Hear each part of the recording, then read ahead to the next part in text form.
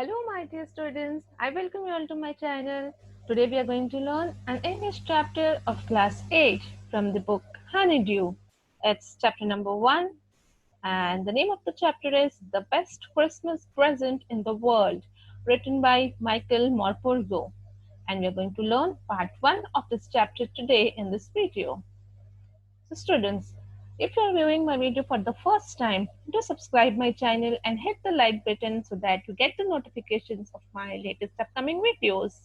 And yes, students will also find standard 9 and 10 English explanation of NCERT books in this channel. You can go and have a view in the playlist. Inform your other friends too. And do like the video if you like it. Hit the like button. So let's learn about the author. So we have Sir Michael Andrew Bridge Morpurgo. He was an English book author, poet, playwright, and librettist who is known best for children's novels such as Four Horse. He has written many books for the children and he's famous for it. And librettist also means to write about the vocal and the opera related to music he used to write. So these are the works he had done. So let's see what we have to learn today in this chapter. We are also going to learn in this chapter something related uh, to which happened in World War during the World War One, which took place in 1914 until 1918. We don't have to learn about World War One, but the army members, the soldiers who were involved in this war, we are going to learn about the sentiments, about the feelings towards the family members, how they were missing them when they left their family members and they went on the war, how their family members were waiting for their loved and dear ones to return back to their homes after the war gets over. So something we have to learn related to that, and this story just takes back us to this era, this World War One. So that's why we can just see this. We can have this picture, World War One, which took place in 1914 till it was 1918. So we have three characters in this chapter. One is Captain Jim Macpherson, who was the captain of the England Army, and we have Mrs. Jim Macpherson, who was his wife, and we have Hans Wolf, who was the captain of Germany Army. So these were the major two groups who were opposite to each other in the warfare. So let's move ahead with the chapter. Here we have the author Michael Morpurgo. He's saying us that I spotted it in a junk shop in Bridport, a roll-top desk. The author, he spots a junk shop in a Bridport. Now, Bridport is a city in England. So he finds one roll-top desk there. So the man who was there in the shop, junk shop, he said that this roll-top desk is belonging to some early 19th century and is made up of oak. And our author wanted to have this from very long time before. He wanted to have one roll-top desk made out of oak, but it was very expensive, so he could not afford it. So now when he saw this in the junk shop, he wanted to purchase it, but it was in a bad condition and the roll top was in several pieces. One leg was completely mended, clumsily mended, but means it was just broken. Scotch marks all down one side. All the marks were there, scratches were there, and the upper layer of it was just removed. It was just coming out, and it was going for very little money. It just costed very little money because it was in very bad condition, students. Then the other things, I thought I could take it and restore it. I'll repair it.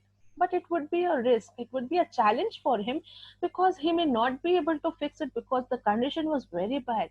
But he wanted to have it. He was very badly wanting it. So he paid the money to the man and bought that in his workroom. He bought to his house and kept it in the workroom at the back of the garage. So now he started to work on it. He began to work. He started to restore it, to repair it. And it was on the Christmas Eve that he started working. Christmas Eve is just before the Christmas day. So he started working on that day. Then he says, I removed all the roll top completely and pulled out the drawers. Now he was removing each and every drawers and just fixing it in a proper condition, mending it, and he wanted to put it back. Now the veneer had lifted almost everywhere. Veneer is nothing but the upper layer. To hide or decorate the upper layer of the furniture, we put a small sheet, colorful and decorative sheet, so that it was coming out from each and every side. It was not looking good. It was just in a bad condition, and it looked as if it was damaged from every side, and both fire and water had damaged it very badly. It could be seen clearly from the top of the desk. Then, the last drawer, when he was opening, it was stuck up. He was not able to open it. He tried all he could do. He was trying to pull it out with very ease and gently, because he thought it may not, because it should not break more, because he wanted to restore it. So he just tried with very ease and gentle manner, but to no use. He could not open it. At last, he had to put the brute force. He forcibly opened it. He just used the side of his fist of the hand, and the drawer flew open. And when the drawer flew open, he saw one more shallow space underneath, and there was a secret drawer. Inside this glass drawer, he found one more secret drawer. Now there was something in this drawer, in the secret drawer. He reached there and he took out, and he found a small black tin box. So, students, there was one more small black tin box which he found in the secret drawer. Now, sellotaped on the top of it was a piece of lined note paper, and written on it in a shaky handwriting, Jim's last letter, received January 25th, 1915. So when he took the black tin box, he saw that it was sellotaped, and the top of that there was a thin lined note paper which was there, and something was written in a very shaky handwriting. Maybe the person was very weak or very old, so that the handwriting was looking like it's very much shaky. And what was mentioned there, that it's Jim's last letter, and was received on January 25, 1915. And it was also written, to be buried with me when the time comes. Means the person who had kept that letter there, that person wanted this letter to be buried along with him or her, when the time comes. When that person dies, along with that person's body, this letter should also be buried. This was mentioned on it, and I knew as I did it that it was wrong of me to open the box. Now, author is also saying that I know that it is wrong to open someone's drawer and read their letter, but the curiosity which was there inside me of my scruples, means it motivated me. No, just open. I was very much eager to open it and see what exactly is written, and to whom does this letter belong. And it happens usually to everyone.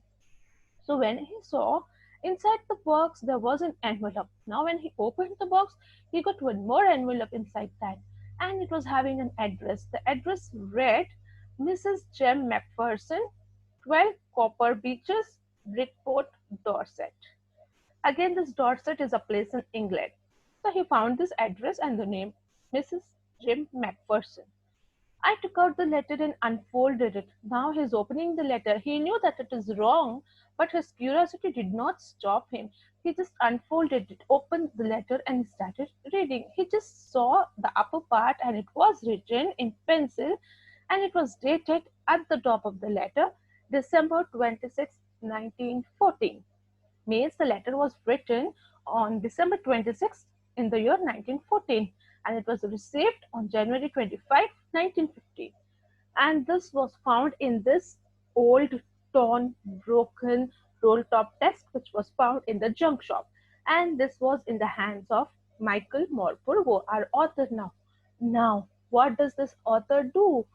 Does he read the letter or not? Does he sees the address and does he tries to reach that person who to whom this letter really belonged to? And is he able to meet that person? So all these things we'll be learning in the part 2 of this chapter. That means we are going to learn more of it in my next video. I hope you understood this part, and keep watching my videos and wait for the next video to come. I'll be soon back with the next video.